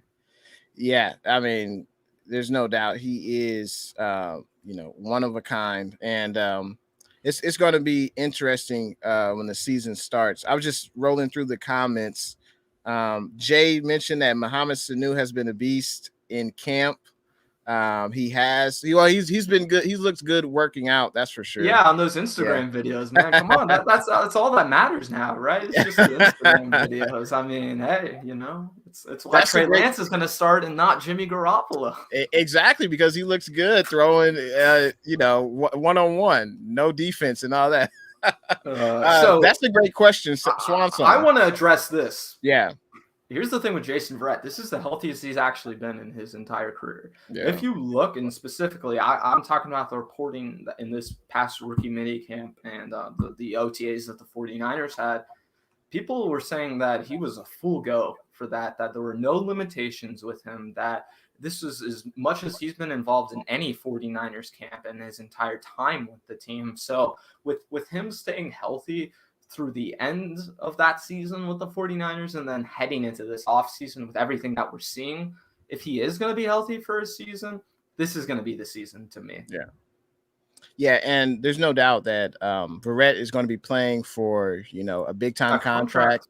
So he's going to... He's as motivated as ever, man. Seriously. Right. I mean, this is a guy who has never gotten his due. Now he has the opportunity to show off to teams and be healthy just for a season. And if he does, man, he's cashing in. He's getting that bag. No, I definitely agree with that. Swan Song mentioned, because we were talking about Armstead earlier. He says in running situations, Armstead could go to left end and moving to defensive tackle on passing situations. I think that would be ideal. I wish I could ask D'Amico Ryans that. So where do you intend on playing Armstead? Outside, inside? I'm sure they're going to put him in a position to succeed, and that seems to me like it would be next to Javon Kinlaw. Absolutely, I agree with that 100%. Yeah. Raymond says, honestly, Jimmy shouldn't lose to Trey in camp. If he does, it tells us all we need to know. He's the vet and should know the system like the back of his hand. That's very true. That's a good point. That's a really good point, man. Shout out to Luke Luna. What's good? Thanks for tuning into the stream, man. All right. So for the moment everyone has been waiting for, we have to know Ben's prediction for the 49ers season. What do you think the win-loss record will be for the 49ers? I think it's going to be 12-5. So I actually originally wrote down 11-6, trying to be a little... maybe not, pessimistic or whatever you want to call it. But when I look up and down the schedule, I'm predicting that the 49ers will either go 4-2 or 3-3 in their division games. I don't think that's too much to ask. That seems pretty reasonable to me. Yeah. And then when you look at the rest of their schedule, Jay, it is truly a fourth place schedule. I mean, they get to play the Bengals, the Texans, Minnesota is a team you brought up. I'm not as high on them. Detroit, Philadelphia, Jacksonville. I mean, almost all those games feel like games the 49ers should, no question, in my mind, win. So I was maybe a little hesitant to say 12-5, but 12-5 is where I landed once I looked up and down the schedule. And that's a record I thought as well, 12-5. There are definitely I don't know, at least 5 to 6 games where I see on paper where like there's no reason the Niners should lose this game unless they show up to the stadium and they're not ready to play. But yeah, I think 12-5 is definitely reasonable. Gotta say, I mean, with that fourth place schedule, man, you gotta take advantage of that, right? Yeah, definitely. You just gotta. And I gotta say, what's good to Payo Time, LA Rams fan, but he's a cool guy. And I enjoy having him in the stream. And I'm looking forward to this Sunday night. Make sure you guys tune in to Jay and the Bay. We're going to be having a LA Rams roundtable with Payo Time and Rams Showcase. So make sure you guys tune into that Sunday night. I'm looking forward to that. Let's see. I'm just looking through the comments. Let's see. Yeah, a lot of people are agreeing with us. They're saying 12-5 feels about right. Yeah. And Raymond says Trey has to prove it, and I believe he can, but I think Jimmy's on the team until Trey proves it. I think that makes a lot of sense. Yeah. That's kind of what we landed on. It's like, even if this team decided ahead of time, right, that they want Trey to start week 1, they wouldn't cut Jimmy, in May or whatever. They would wait until the moment is right. And listen, Jay, I'm curious to get your opinion on this.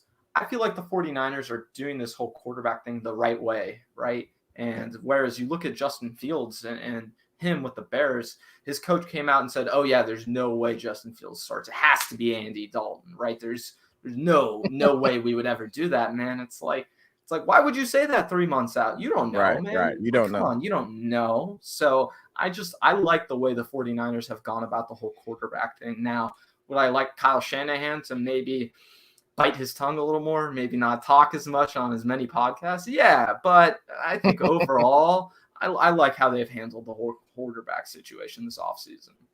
I think they've done a good job, and I think everyone knows that it is a competition, and Jimmy's going to have to prove that he can still put the team in the best position to win. And I think it's all for that. This is professional sports. That's just what it's all about.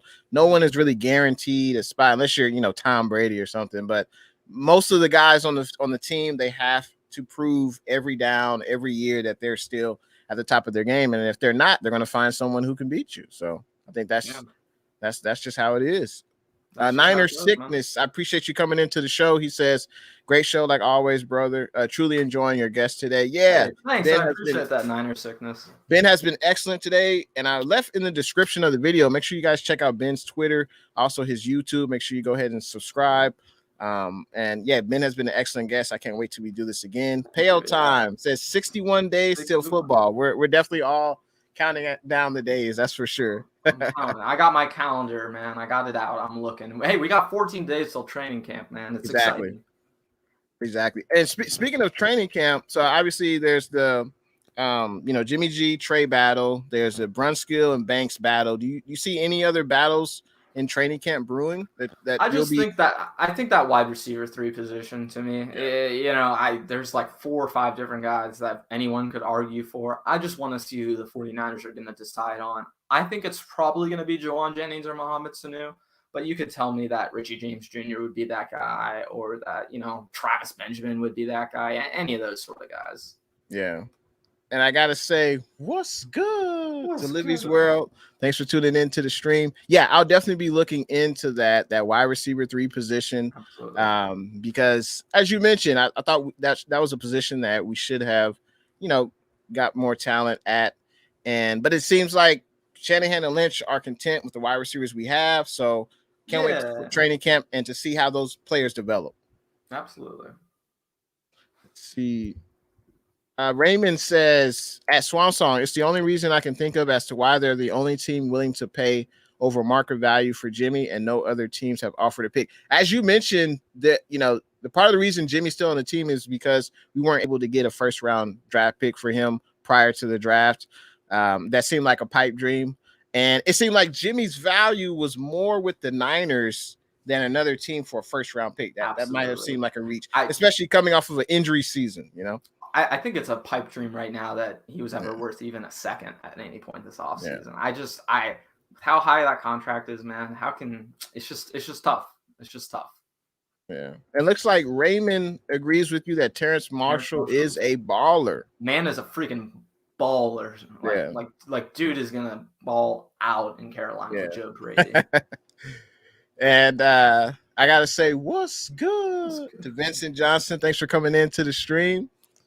Payo Time says, honestly, as a Rams fan, I'd rather have a rookie with Lance out there. Okay. Let's see. I gotta say, what's good to BAL? He's trying to help out the algorithm. That is, much appreciated. Oh man, I'm just strolling through the comments. But Ben, give the people in the chat, let them know where they can find you on social media.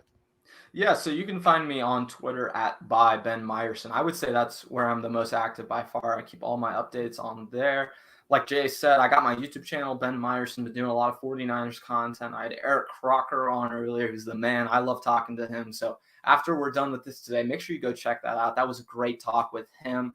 And also, I'm a writer for All 49ers Sports Illustrated. I got my articles up on my Twitter. You can go check that out. And I know I haven't talked about this, but I'm also an FSU writer, man. I write about FSU sports. I'm currently an FSU student reporter. So I really enjoy that too. People might not be here for that. I understand that. But hey, I enjoy that as well. I'm a huge FSU guy, so I got to shout that out. But thanks for having me on, Jay, man. I really do appreciate it. It's been so much fun getting to talk to you today. I'm glad we got to talk about the things we got to talk about too. You know, I think there's a lot on the fan base's minds, and I hope we addressed a lot of that in this video.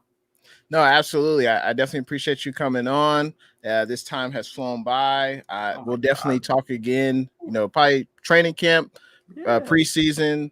Definitely Trey Lance will be a story. So we'll definitely be talking about that. But I appreciate you coming through, and make sure everyone check out Ben's YouTube, his Twitter.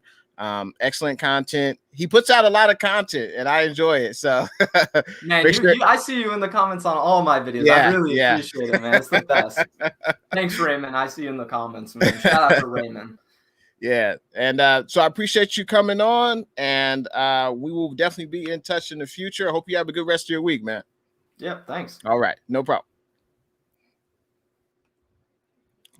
All right, so that was Ben. Excellent YouTuber, excellent content creator. Make sure you guys check out his Twitter. I left it in the description. Also his YouTube channel. You know, very knowledgeable. It's great to hear a different perspective about Trey Lance, because my perspective was, you know, Jimmy G should start because I feel like he gives the Niners the best chance to win. But Ben's take was that Trey snaps in the regular season of his rookie season is more important than the possibility of Jimmy G, you know, reaching that next level and getting us to a Super Bowl. So very interesting take. I had a lot of fun with Ben, and we're definitely going to do it again. And I can't wait until we do that. And I'm gonna continue on with the show. I just want to try to get read some of the more of the comments. There were a lot of comments. I appreciate everyone contributing to the stream. And let's continue on with these comments. So let's see. So the last one was Pale says, thankful for a good stream like this to talk football. Will Federico, what's good? Thanks for tuning in to the stream. Let's see. Payo time says at Niner Sickness, I'm excited for Stafford. I think there are for sure risks in the trade, but I'm stoked for the season. Yeah, definitely can't wait for the season to start. I'm on pins and needles, Payo time, and I can't wait. Let's see. Niner Sickness says Jimmy G will be gone next year, but Jimmy needs to start this season and allow Trey Lance to work on his accuracy and footwork. Let's be patient with Trey. I definitely agree. We need to be patient with Trey. But if Kyle Shanahan sees that Trey Lance gives the 49ers a better chance to win, then I think they should start with Trey. I think that makes the most sense, but we'll see what happens. And that's what I want. I just want Trey, learn the playbook, get used to the speed of the NFL, and take your time because there's Jimmy G there. And I feel like he gives us the best chance to win. And if Jimmy G is healthy and Trey Lance is learning the playbook and Kyle Shanahan says, I think Trey Lance will give us, you know, more options on the offense. He gives us a better chance to win, then I can only respect that and go with Trey Lance. You know, this is professional football. This isn't little league. And that's just how things work sometimes. Raymond says, how you doing, the man at Luke Luna? Do you think that Kyle will play Garoppolo for draft capital, even if Trey looks better after the preseason? That's an interesting question. I don't know. That's a good question. Because at this point, what can you really trade for Jimmy? He doesn't really have the draft capital coming off of an injury-riddled season, so I don't think you can get too much for Jimmy. You know, if it was my decision, Jimmy would start every game this year if healthy and he's playing well, and then we could trade for him in the in the off season next year. Payout time says, please don't talk about Sam Bradford. Yeah, he was the big $78 million man, you know. Let's see. Niner Sickness agrees. He says payout time. Stafford is definitely an upgrade to Goofy. I agree with that. Payout Time says he thinks Cam Akers and Darrell Henderson will also surprise people for the Rams. They do look pretty good. They are a good 1-2 tandem in that running back room for the Rams. And Payout Time also says that gives Stafford the running game he never had. That's very, very true. There's no doubt Stafford is, on the best team he's ever been with the LA Rams on both sides of the ball. Luke says, I think we played Jimmy into multiple losses in a row. If he looked mediocre in the wins, but I feel when this team's healthy, they know what we have and they are good running that, which will get us picks. Very true. No, very true. Looks like Niners Sickness says, I am sorry, but I disagree. The only reason why the 49ers went towards a new quarterback was because of the injury issues with Jimmy. I definitely agree with that. That was definitely a part of it. But there were rumors, there were a lot of chatter that the playbook is limited with Jimmy G. We never really heard Shanahan say that. Like, he's not going to say that. But people obviously want Jimmy to throw the ball deep down the field more. They wanted him to stretch the field, but I don't know if Jimmy trusted his offensive line. I don't know. But that was definitely one of the issues. We had to improve the quarterback room because of the injury issues with Jimmy G. Luke says, back for Jimmy, he will have a better season this year he had in 2019. Ayuk is going to ball. No, I agree with that. Payout Time says we still owe money for Cooks, Gurley's, and Goff's contract. Man, yeah. I don't know how the Rams do it. Honor Sickness says the more Trey Lance learns and watches, the better. If Jimmy G is healthy, why do the Niners need to rush Trey to play? Great point. And I feel like Ben's point was there's not much of a drop off between Jimmy G and Trey in the passing game. And it's more important for Trey to get snaps in the regular season than for Jimmy to maybe win you one or two more games, maybe, because Ben felt that, he didn't think that the Niners would be a Super Bowl team this year. He did think that we would go 12-5 and be in the playoffs, but, and I respect his opinion. Don't totally agree because I'm a fan. I want to win now. Not really concerned about the following year. I want to win every game we can this season. But I definitely respect Ben's opinion. Jay says, and we had no fans in the stands. We had no loud noise to make other teams' quarterbacks' job harder. That's true. That's very true. I guess every team had that issue. Luke says, at Niner Sickness, it's good to hear that a level head prevailed here. Jimmy will ball this year, and we will get good trade value back for him. If Trey is ready, he will be more ready next year. I agree. But the good question is, if we start off the season, let's say 4-2, right? Jimmy's playing well. Obviously, the team is winning. Does Shanahan bench Jimmy to put in Trey because he feels Trey gives the Niners a better chance to win? Like, would Kyle Shanahan do that? That's an interesting question. Because I feel like if Jimmy's healthy, I feel like he's going to play well. I don't see Jimmy struggling enough to get benched, I should say. Raymond says, at Luke Luna, it's the business move, but that move is also considered the sunken cost theory, where you keep holding out hope for your return of investment. I mean, yeah. Unfortunately, with Jimmy, he's missed a lot of games, but that 1 year he did, he was integral part in getting us to the Super Bowl.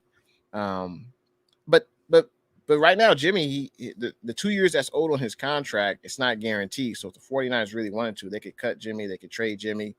But I think you keep Jimmy because you know what you get from Jimmy. And right now with Trey Lance, it's an unknown. And it looks like Niner Sickness agrees with that Luke Luna in regards to Jimmy G. Let's see. Seahawks Eddie, what's good? Thanks for tuning in to the stream, man. How you doing on this Tuesday? Niner Sickness says, Jimmy G haters, with all due respect, you need to watch all 22 film on Jimmy and see that when healthy, he is pretty good. Yeah, I think Jimmy G when healthy is good, and I think people are just tired of injury-prone Jimmy, and they're ready to open up that shiny new toy in Trey Lance, and they're ready to see him ball. I think that's just That's just how it is, and I respect that opinion. But I just don't want to rush Trey. That's me. I don't want to rush Trey when you have a veteran who you've seen play at a high level. So Luke Luna says, in response to Raymond, we have Jimmy and his cap hit this season anyway, so might as well make it count and move him next season. We will get something for him no matter what. No, I agree with that. Payo Time says the Rams have more depth. Just you wait. I can't wait to see it. I can't wait. Raymond says Jimmy's been there one season out of the last three. You're betting on an injury-prone player to not get injured in order for you to get any trades. That's a big gamble. That is a huge gamble. But the 49ers brass, they're aware of that. And there's a reason why Jimmy's still on the team. I think he still has value on this team. In 2019, let's say if Jimmy played every game and the 49ers missed the playoffs, I don't see Jimmy still being on the roster. But I think that 2019 season, let's face it, that was Kyle Shanahan's only winning season with the 49ers. That's the only season where the Niners went to the playoffs under Kyle Shanahan. So, I think Kyle Shanahan, he said Jimmy G gives the team a good chance to win. And, Trey Lance is the future. But I like that we drafted Trey Lance. I think Trey Lance will push Jimmy to play better. And Jimmy has the right attitude about it. So that's what I'm really looking forward to. But, yeah, it is a big gamble. And hopefully it pays off. Let's see. Niner Sickness has a question for the faithful, for the Niner Empire. He says, which Super Bowl team, 2012 or 2019, had the better defensive front four? Oh, that's an excellent question. I would probably say, the 2012 had what? Ahmad Brooks. Was Alden Smith, Justin Smith. That's a pretty good defensive line. And then, of course, in 2019, you had Buck, Bosa, D Ford, Armstead. I don't know. That's a pretty good question. I think I'm going to have to think about that more, Niner Sickness.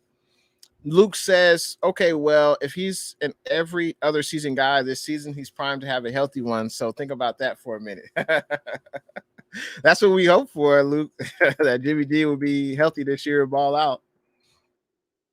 Raymond says, at Niner Sickness, that's the problem. When healthy, if Jimmy gets credit for wins, then he needs to get blamed for the losses because he's not available. The team loses, and it happens too often. No, that's fair. That's definitely fair. Luke says, at Raymond, Jimmy never gets credit. People want to it's the defense, or people want to say it's the defense or the run game, but they blame him for the losses. So I don't agree. Yeah. I definitely hear that a lot from people who say they want Trey Lance to start week one, was that basically the 2019 season was a fluke. Any quarterback could have been in Jimmy's place and took us to the Super Bowl, which I definitely don't agree. But, fans are tired of, the inability for Jimmy to stay healthy, and they see a new quarterback who's just going to, open up this offense. That's what they say, open up this offense and, be much better than Jimmy. So I respect their opinion. Jay says, let's get to these comments. Let's see. Pale time. Yes, the Niners did have the Rams numbers the last 2 years. That's correct. And Niner Sickness says he understands the frustration with Jimmy because of his injury issues, and the new toy is now on the roster, but Jimmy can still ball when healthy. I agree. In response to our toughest outer division opponent, Colts or Titans, it's probably going to be the Titans because it's going to be a short week. 2 days before Christmas, we have to fly down to good old Nashville, Tennessee. It's on a Thursday night. That's not a game that's going to be in the Niners' favor. I don't think that's going to be a tough game. And it looks like Jay agrees with me. It'll be the Titans. Let's see. Luke says Green Bay is a threat with Rodgers, so not worried about Green Bay when we're healthy. And game 3, we will be. Bay Facts, what's good? Thanks for tuning in to the stream, man. Thanks for coming through. Bay Facts says, let's make a collab soon. Definitely. I'm definitely down with that. Raymond says at Niner sickness, if he looks better than Trey in the preseason, then no doubt he should play. And that's what I'm looking forward to. I'm looking forward to Trey Lance being able to read defenses, and how he reacts to playing against an NFL caliber defense. That's what I'm definitely looking forward to. And that's why I can't wait for preseason. Jay says the Vikings are, nah. They got a running game. They got a decent quarterback. They got wide receivers. And their defense is solid. That's what I'm looking forward to as well, Raymond. I want to see the competition. Thanks for coming back through, CG Ruthless. Niner Sickness says the Niners will beat the Colts, but the Titans will be a hard one for sure. I agree. JB and M Sports Fanatic, what's good? Thanks for tuning in to the stream, man. How you doing on this Tuesday? He says Dalvin Cook, looking for him in fantasy football. Yeah, there's no doubt he's a beast. He is one of the better running backs in the NFL. There's no doubt. Our run defense will definitely be tested against the Vikings. Corey Davis, what's good? Thanks for tuning in to the stream. He says, happy Tuesday to you all. And I hope you all have a wonderful Tuesday. And the right way is the 49ers way. Go Niners. All right. Raymond feels the 49ers can beat all these teams. Okay. Jay says, how are the Vikings going to beat the Niners? Yeah, I don't see it happening, but they're not going to be a pushover. It's not like we're not playing the Detroit Lions. The Vikings are, the Vikings have talent. That's for sure. Flicked FN, what's good? Thanks for tuning in to the stream. He says, yes, Sanu was pretty good. Yeah, Sanu was looking good in the offseason. When we signed him in 2020, he was with the team for about 3 games. He only had 1 catch, and he was cut. So that's what I remember from Sanu. But it's good to see that he's motivated, and he's working to try to get a roster spot. So that's definitely good to see. We'll see what happens in training camp. Let's see. Luke says, don't know if Titans defense can F with us, but I have it as a possible loss. Yeah, that's definitely going to be one of the toughest games for the 49ers. I know the Titans defense, I know they had an issue last year with getting pressure on the quarterback. But they got Julio, they got AJ Brown, they got Derrick Henry.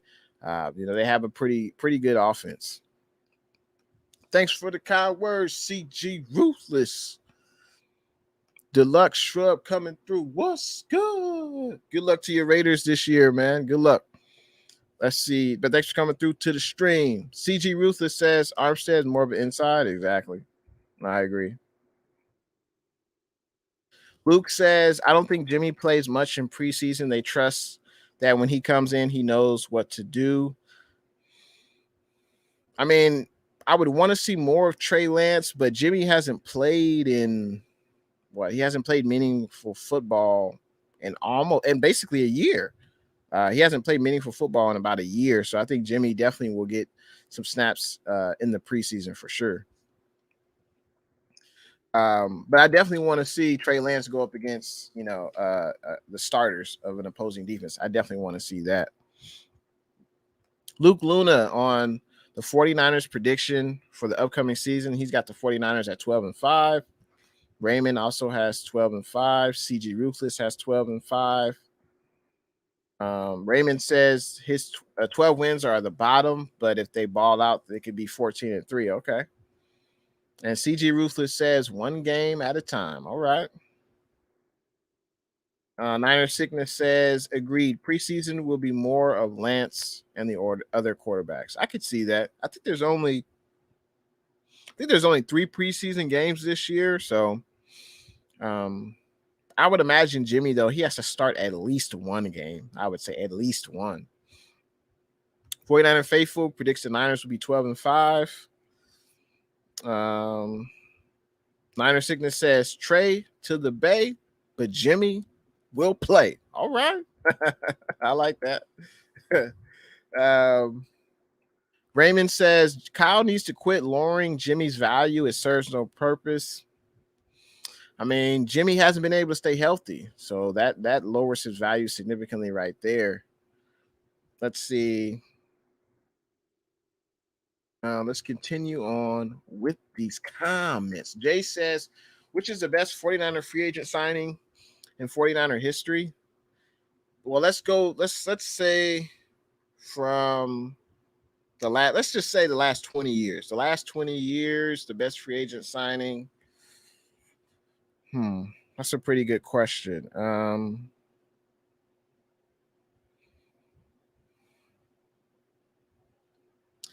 trying to think. Justin Smith definitely was an impactful player. I'm just trying to think of all the free agents we've signed that made a significant impact. I'm trying to think of the last 20 years. I mean, if you're talking about the entire history of the Niners, I mean, obviously prime time, he stands out for sure. Charles Haley stands out. I'm trying to think. But Steve Young, I believe Steve Young was a free agent signing, or did we trade for Steve Young? I'm not sure. Let me know in the comment section. But Steve Young obviously was, an excellent signing. Luke says Jimmy will play. It's the truth. Okay. Let's see. Luke says, I think Hurd is a lock for wide receiver number 3. Your guest thinks Jennings or Sanu. Well, I don't think they need to run Sanu right behind Hurd. Yeah, I don't think Hurd is a lock for 3. I think he's in the running. I think it's between Hurd, Jennings, and Richie James. So I think we shall see. I think we shall see who's the best wide receiver, who can stay healthiest, and who can replicate Kendrick Bourne's production from last year. Appreciate it. Yeah, I enjoyed having been on. Yeah, KD, I know how you feel about Matt Stafford, man. Yeah, that's a great point, Corey Davis. And Corey is referring to the Miami Dolphins last year. The Miami Dolphins started Ryan Tannehill for the season, and Tannehill was playing well. And the Dolphins benched Tannehill to put in Tua. And Tua in the season was benched at least twice. And it just seemed like the team looked better with Ryan Fitzmagic. So that could happen. That could happen where you start Jimmy. Jimmy's playing well. The team is winning, and you put Trey in. So that could happen. I appreciate the kind words, man. I appreciate the kind words, Raymond. Thanks for tuning in to the stream. I appreciate your support. Like Raymond said, he's going to take the 2012 defense. CG Ruthless says, I take the 2011 defense, even though we didn't go to Super Bowl. We had an NFL record with 14 games without a rushing touchdown.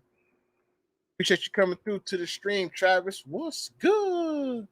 Thanks for coming through. Oh yeah, and I think your Mets player, I think his last name is Alonso. He won the home run derby. So shout out to your Mets, man. Luke says that's Green Bay isn't a threat with Rodgers. I need to spell check. Green Bay isn't a threat no matter what. Well, I mean, Rodgers, he's definitely one of the top quarterbacks in the league. We'll see, what happens with that Green Bay saga with Aaron Rodgers. Are they going to trade him? Is Aaron Rodgers going to sit out? I guess we'll see. This like Tommy says, Jay, don't jinx the Detroit game. I mean, as a fan, fan is short for fanatic. And, we should be able to just stomp the Detroit Lions. It shouldn't be a close game. But the Niners players shouldn't have that perspective. The Niners players should have the perspective of this is game 1. The Detroit Lions are not going to lay down. They're playing in front of a new GM, new head coach. They want to make a good first impression. They're at home. So the Niners need to come in prepared like this is the Detroit Lions Super Bowl. So let's see. Jay says Dion with the 49ers. That was awesome. Raymond feels that Sanu can fill the Bourne role. I guess we'll see. Jay says Justice Smith, Cowboy, was a beast. CG Ruthless says the 2011 defense was scary good. Let's see. Yeah, Raymond says CG, Alden, and Cowboy wrecked in 2012, though, and Bo and Willis. Well, I appreciate everyone coming through to the stream.